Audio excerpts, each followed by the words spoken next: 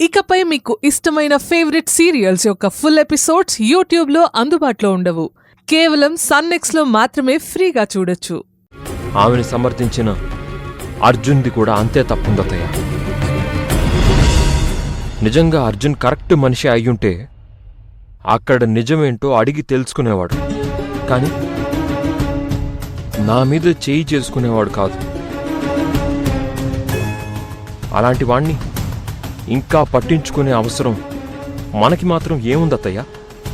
అందుకే ఇక మీదట అర్జున్ కుటుంబంతో కావేరికి ఏ అవసరం లేదు, పనిచేసే అవసరం కూడా ఉండదు.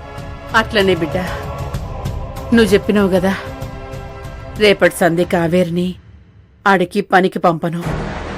తొందరలోనే మీ ఇద్దరికీ పెళ్లి చేసుడొక్కటే నా ముందరున్న లక్ష్యం.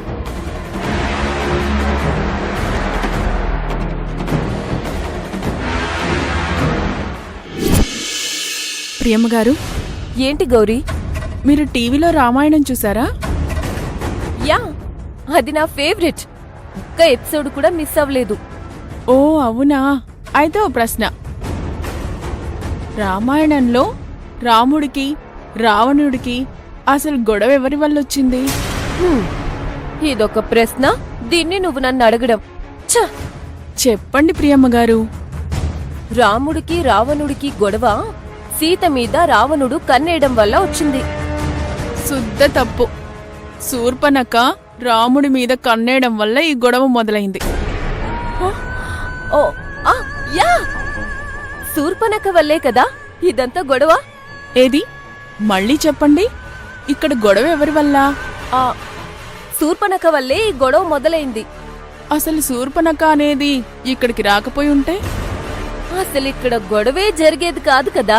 అదే కదా ప్రియమ్మా, ఎప్పుడైతే ఇక్కడికి శూర్పణఖ వచ్చిందో లేనిపోనివన్నీ కల్పించింది. పచ్చగా ఉన్న జీవితాలని పాడు చేయాలని చూసింది. ముదనష్టపు మొహంది, దిక్కుమాలిన మొహంది. దానికేం పోయే కాలమమ్మా? అలా చేసి ఏం బాగుపడదామని? చెత్త మొహంది, దాని బతుకు చెడా. ఎందుకు గౌరీ అలా తిడుతున్నావు? తిట్టాలా కొయ్యాలా? దరిద్రపు గొట్టుదాన్ని. ఇలా అందరి బ్రతుకుల్ని నాశనం చేయడానిక దాని అమ్మాబాబు కనేసి భూమి మీద పడేసింది? అసలు అది పుట్టింది మనిషి పుట్టుకేనా? అది మనిషిగా పుడితే కదా గౌరీ, అది రాక్షస జాతి. అవును, ఇప్పుడు ఈ శూర్పణఖ గురించి నన్నెందుకు అడిగావు గౌరీ? తమరు అదే జాతి కదా. ఏం లేదులే. అదిగో కారొచ్చేసింది. డ్రైవర్ అన్నా, మేడం గారిని లంకలో దించేసిరా. అదే ఇంట్లో దించేసిరా. మీరు వెళ్ళండి ప్రియమ్మగారు.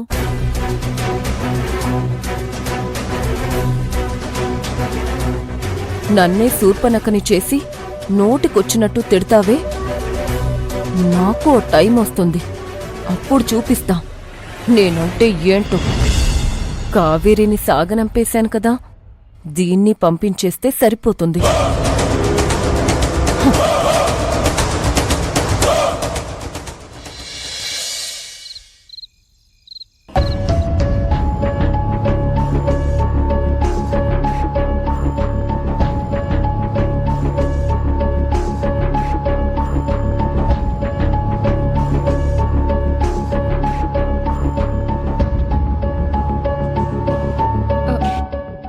బావా, అమ్మ భోంచేయనికి రమ్మంటుంది.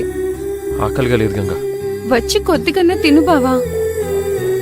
ఆకలి లేదని చెప్తున్నాను కదా గంగా, అర్థం కావట్లేదా? ప్లీజ్ వెళ్ళు.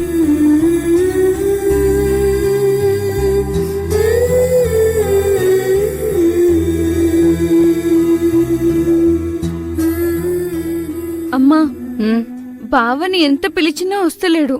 ఆకలేదు పో అని కసిరించుకుంటుండు. కావేరి, నువ్వు పోయి బావని పిలుచుకరా. పో బిడ్డా.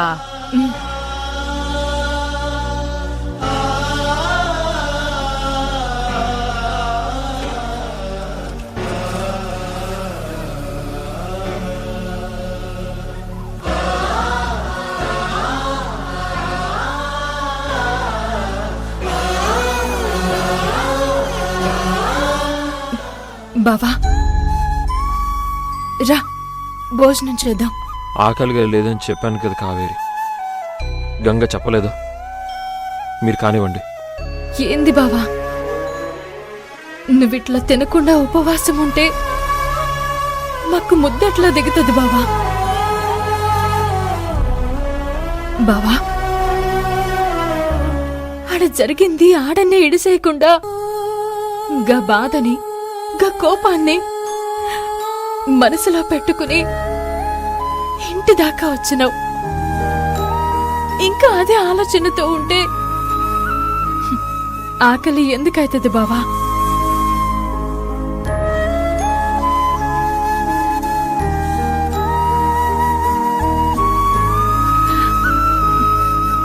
నువ్వు నా గురించి ఆడికి రావడం వల్లే కదా గిదంతా జరిగింది. నా చేతులకి గిట్లా అయిందని అమ్మ నీకు చెప్పడం వల్లే కదా బావా నా కోసం ఆడికొచ్చినావు. నువ్వాడికి రాకపోయి ఉంటే ఇప్పుడు నీ మనసుకిట్లా పాడయ్యేది కాదు కదా. నన్ను క్షమించు బావా. ఏది ఏమైనా ఒక రకంగా నీకిట్లా జరగనికి నాకు తెలవకుండానే నేనే కారణమైనా అది నాకు చాలా బాధగా ఉంది బావా.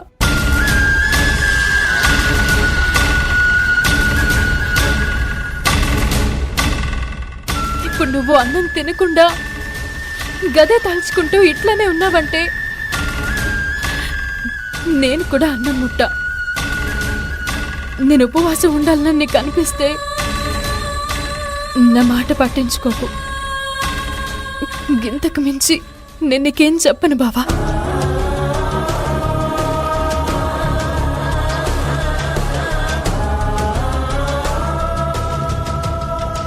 పద కావేరి, వస్తున్నాను. రా బావా, దా.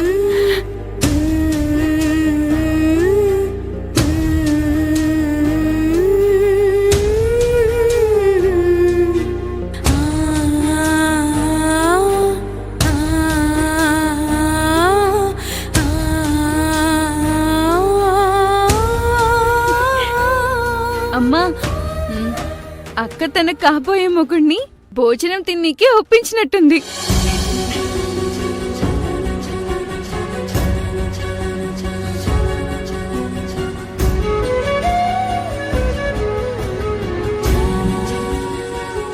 అంతేలే బావా, అంతేలే. మేం పిలిస్తే నువ్వెందుకు వస్తావులే? మా అక్కొచ్చి పిలిస్తేనే వస్తావని ముందే అనుకున్నా. ఏయ్ గంగా, నిన్ను ఏందేగిప్పుడు? కావేరి పిలిస్తేనే వచ్చి శివ భోజనం చేస్తున్నాడు. అయినా నీకెందుకే గంతకుళ్ళు? నువ్వు పిలిస్తే రాలేదనా? శివ అది గట్లనే అంటది గాని నువ్వు తిను బిడ్డా.